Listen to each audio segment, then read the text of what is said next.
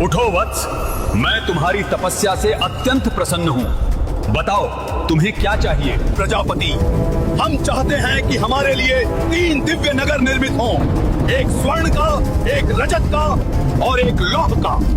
वे अंतरिक्ष में सदा विचरते रहें और हमारी मृत्यु केवल तभी संभव हो जब सहस्त्रों वर्षों में एक बार पुष्य नक्षत्र का दुर्लभ संयोग बने, तीनों नगर एक सीधी रेखा में आए और एक ही बाण से कोई देवता उन्हें एक साथ भेद दे, तभी हमारी मृत्यु संभव हो। प्रभु प्रभु रक्षा कीजिए, प्रभु प्रभु रक्षा कीजिए।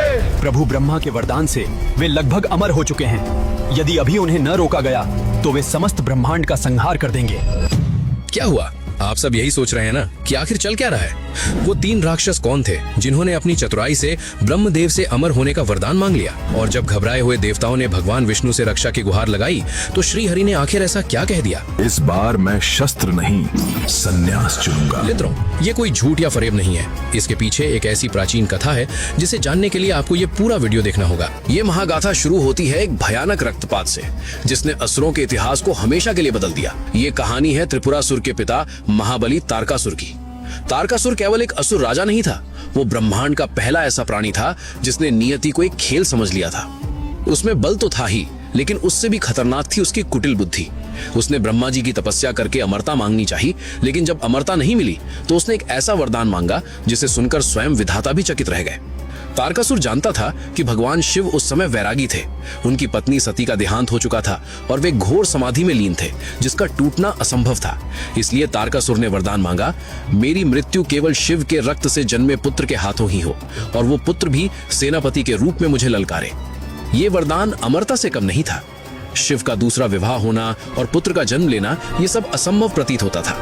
वरदान मिलते ही तारकासुर का असली रूप सामने आया। उसने स्वर्ग लोक पर आक्रमण कर दिया, देवताओं को रस्सियों से बांधकर अपने महलों में झाड़ू लगाने पर मजबूर किया। यमराज उसके भय से भैंसे पर चढ़ना भूल गए, अग्निदेव रसोइये बन गए। तीनों लोकों में केवल एक ही नारा गूंजता था, जय तारकासुर। देवताओं की दयनीय दशा देखकर प्रकृति ने हस्तक्षेप किया।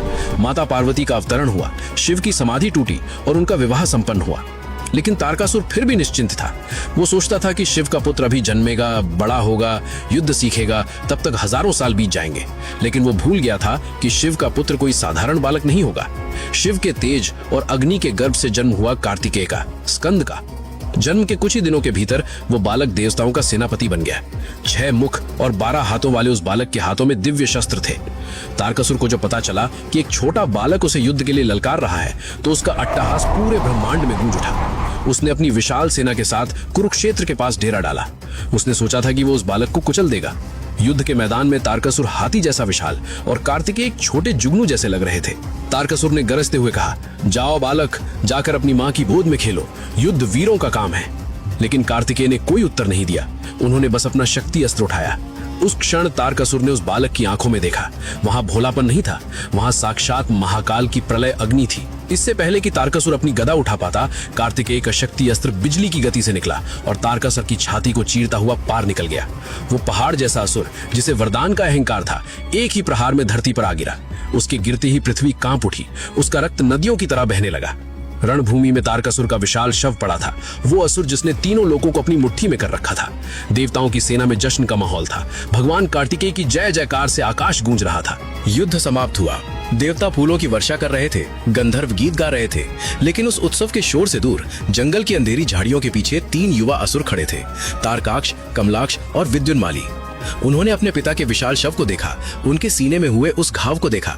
उन्होंने देखा कि कैसे एक छोटी सी चूक, वरदान में कमी ने उनके पिता को मार डाला। उन्होंने उस दिन आंसू नहीं बहाए, बल्कि एक कसम खाई। उन्होंने समझ लिया कि बल से नहीं, बल्कि बुद्धि और विज्ञान से ही देवताओं को हराया जा सकता है। उन्होंने ठान लिया कि वे अपने पिता की तरह गलती नहीं करेंगे। वे एक ऐसा सिस्टम बनाएंगे जिसे भेदना शिव के पुत्र तो क्या, स्वयं शिव के लिए भी असंभव होगा। और यहीं से नींव पड़ी उस महाविनाश की जिसे दुनिया त्रिपुरासुर वध के नाम से जानती है। उन्होंने उसी क्षण ये समझ लिया कि अगर देवताओं से जीतना है और मृत्यु को हराना है तो उन्हें बाहुबल नहीं, बल्कि बुद्धि के उस स्तर पर जाना होगा जहां देवता भी ना पहुंच सके। वे जानते थे कि इस सृष्टि में अमरता प्रकृति के नियमों के विरुद्ध है, उसे सीधे मांगा नहीं जा सकता। इसलिए उन तीनों ने सृष्टि के संविधान में एक लूप होल, यानी एक ऐसी खामी खोजने का फैसला किया जिसे मृत्यु के देवता यमराज भी ना भेद सके। प्रतिशोध की ज्वाला हृदय में लिए तीनों भाइयों ने सुमेरु पर्वत की कंदराओं में जाकर तपस्या आरंभ की। ये तपस्या साधारण नहीं थी। वे केवल ओम का जाप नहीं कर रहे थे, बल्कि वे अपने शरीर को एक ऐसे यंत्र में बदल रहे थे जो ब्रह्मांडीय ऊर्जा को सोख सके। हजारों वर्ष बीत गए, वे बिना अन्न जल के स्थिर रहे। यह हठ योग इतना भयानक था कि उनके शरीरों का तापमान सामान्य जैविक सीमा को पार कर गया।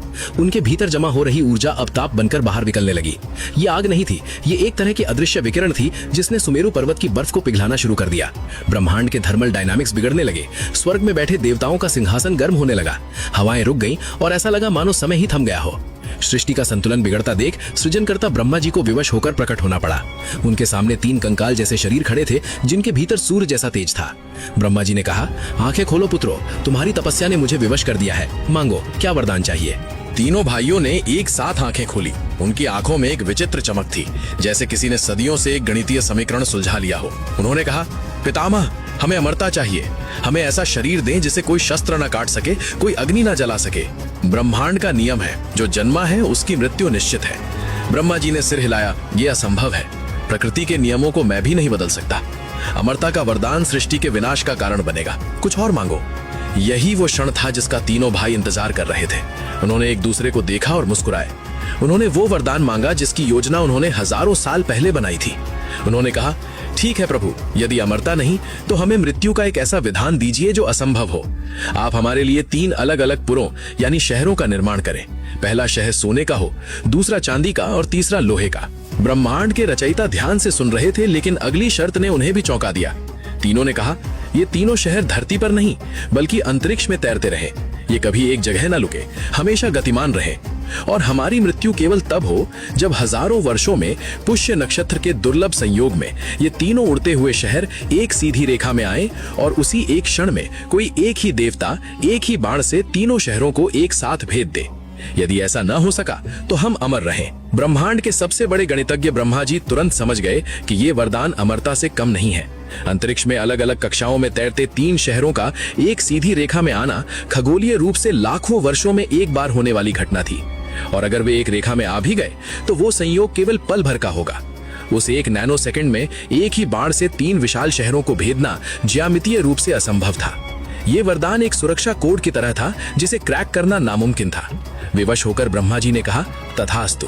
वरदान मिलते ही तीनों भाइयों ने दैत्यों के महान वास्तुकार और ब्रह्मांड के पहले इंजीनियर मयासुर का आह्वान किया।